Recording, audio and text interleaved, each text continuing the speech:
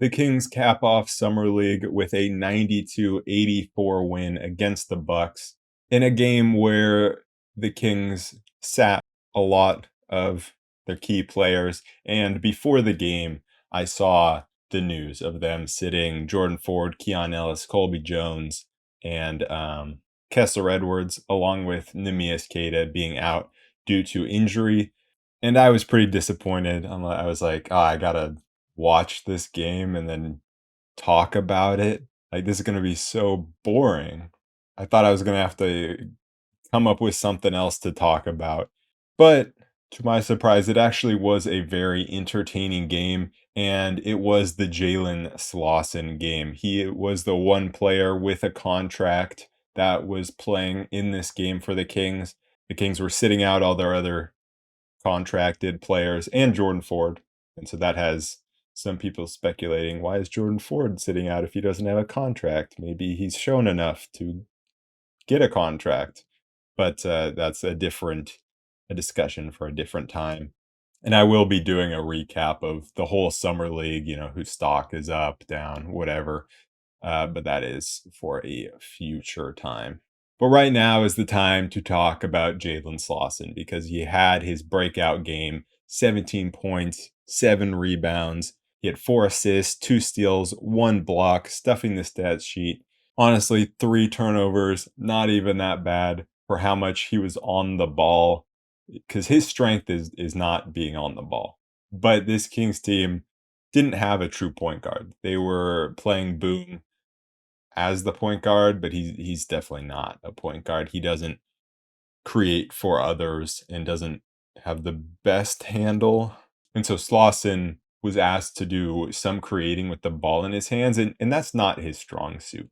So that's not really what I'm evaluating. Although I do think it is important for him to improve his handle and his decision making, mainly for transition opportunities, because he had a lot of opportunities where he would get the rebound or, a steal, block, whatever, and would immediately push you the other way, grab and go. And that's the Kings offense. The main team's offense is grab and push the other way, create mismatches, create havoc, and capitalize off that.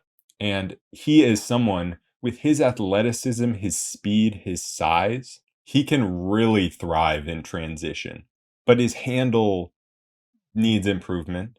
And you saw him carry the ball 2 times, both in transition, both where he was kind of going to make a pass, but hesitating and ended up carrying the ball. He's had travels throughout Summer League and also just bad passes in transition. So definitely, I think the game is pretty sped up for him, especially in transition. So I think that just comes with time. The game will slow down for him. He'll improve his decision making in transition, but he has the physical tools to really be a force in transition. And that's where I think offensively he's going to make the most impact. Because no one wants to get in the way of I don't even know how tall he is, maybe 6'7", pretty big dude who's coming down full speed at the rim, who's just going to dunk it on their face. No one wants to get in the way of that. So if he can tighten up that handle a little bit and have his handle catch up to his speed is the important thing, and then just like I said, improve his decision making. He could be really good in the Kings' fast paced style of offense, and then his defensively he is great. I think he's great. I don't see him making too many mistakes out there. He can guard guards on the perimeter. He moves his feet super well, and he has the athleticism to block shots. So on that end, there's no worry for me about him. That's where he can thrive. And also on the offensive end, something I didn't mention was, I was saying his passing and decision making isn't great in transition, but we have seen that he's made pretty good passes in the half court. And he made 2 of pretty similar passes that he's been making all summer league. 2 of pretty much the same pass, of cross court passes from the wing to the opposite corner. And we got 2 threes out of those plays this game. So he looked very impressive in this game, and I think He's going to spend a lot of time in Stockton, and I think he can really improve there. And then there's the 3-point shot, which we really haven't seen a lot of. He went 1 for 2 today, but I feel I haven't seen enough of his 3-point shot. I mean, Vegas is just a tough time to make any real, like, take anything away from guys jump shooting, because it's what, 7 games in total? Because his 3-point shot is definitely going to be important for him to make it to the NBA level. Other than him, there's not really anybody else that was playing that is going to make it on the Kings roster. Like I was saying, he's the only contracted player out of any of these guys that are playing. But we can still talk about some guys, and guys are playing in Stockton, so we can still talk about him. One guy that really impressed me and has been impressing me all of summer league was Chance Comanche. He only played 14 minutes, but I feel like he really makes an impact in the minutes, and he has been making an impact throughout all of summer league. And I feel like I finally put my finger on what it really is that sets him apart. And it's not just his hustle, because he does that, because that's kind of what I was saying before. But really, what makes him good offensively, I think, is his movement. He's really smart at reading the defense and always being in the right spot inside the paint to receive a pass and then either dunk it or get a floater or get a little midi. And so that's what I was really impressed by with him, is just his feel for the game, about where he should be at all times offensively. He just creates a lot of easy buckets for himself. Like, he doesn't even need a true point guard. There wasn't a true point guard out there to create for him, but he was still getting the ball inside because he was getting himself open inside a lot of times. And the Kings not having a point guard made this game, I thought it would make this game like unbearable to watch. But it actually made it entertaining. And this is kind of why people like watching college basketball sometimes more than the NBA. It's because all these guys are talented, all of them are physically gifted, and they can make some great plays. But the decision making isn't always on point.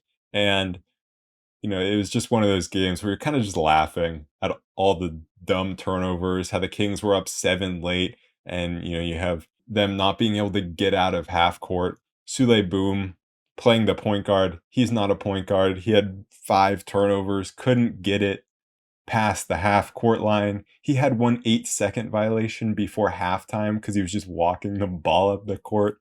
So it was just, an entertaining game to watch because of all the kind of dumb things that were happening.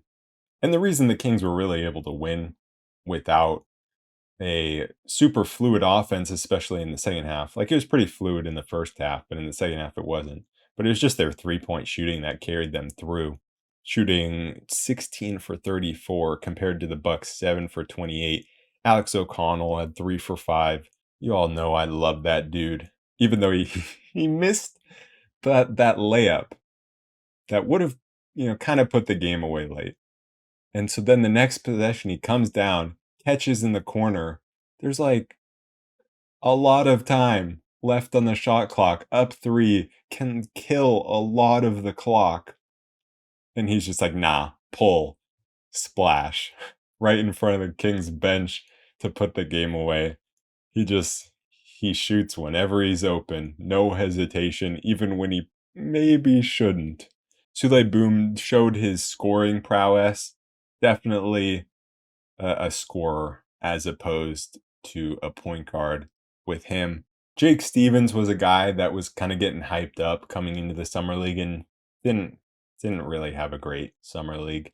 Never really found his flow. Looked just slow compared to everyone else in the Kings offense, particularly. And he didn't make that big of an impact around the rim protection, or even rebounding the ball. So a tough summer league for him.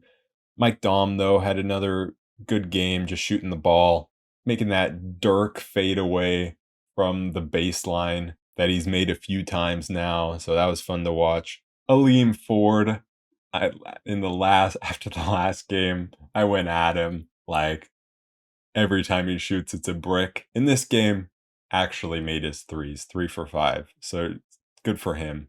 And then on the Bucks side of things, Randall took 22 shots. 17 of them were threes. I don't remember that at all.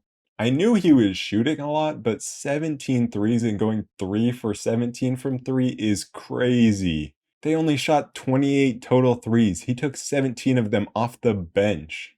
So that was pretty funny to me.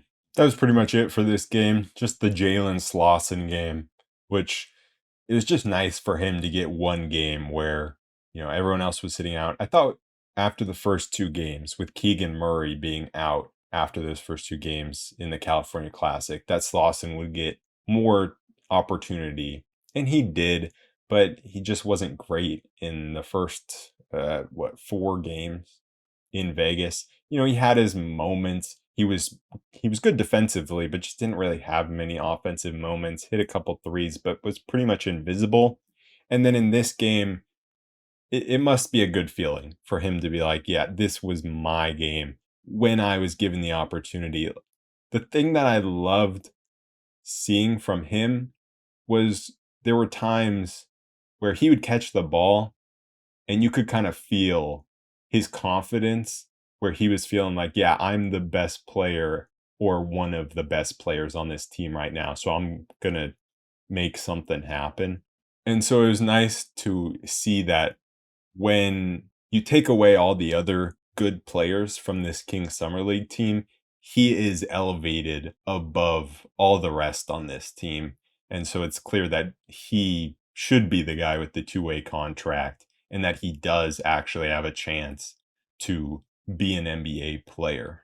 That doesn't mean he for sure will be, but it's just like he showed why he was picked in the draft at all over, some of the undrafted guys on here or the guys that haven't gotten an opportunity yet in the NBA. Anyways, that is it for this episode of the Roll Report. Actually, one more thing that I got to mention.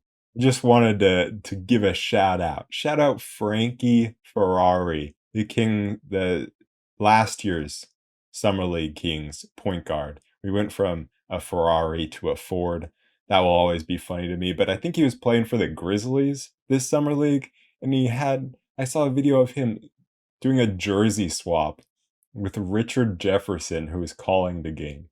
I just found that so funny. Like, Frankie Ferrari is a summer league legend and a Kings summer league legend. I will be back sometime in the near future to recap Summer League as a whole, like I said, and evaluate how the main guys did and who improved their standing with the team, who didn't, who might get those contracts. I don't know how soon we'll figure out who gets, that last two-way contract or a roster spot. We'll see. But I will be talking about all that in the next one. So until then, peace.